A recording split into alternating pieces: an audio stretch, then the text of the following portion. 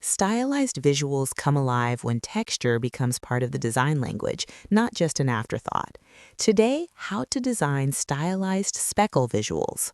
Open Photoshop and create a 2048 by 2048 pixel canvas with a bold background color like deep teal or burgundy.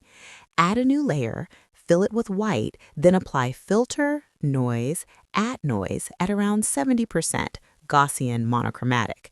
Open levels and drag the sliders inward until strong scattered speckles remain. Change the blend mode to overlay so the particles merge dynamically with the base color. Duplicate the layer and rotate it slightly to break repetition, lowering its opacity to about 45%.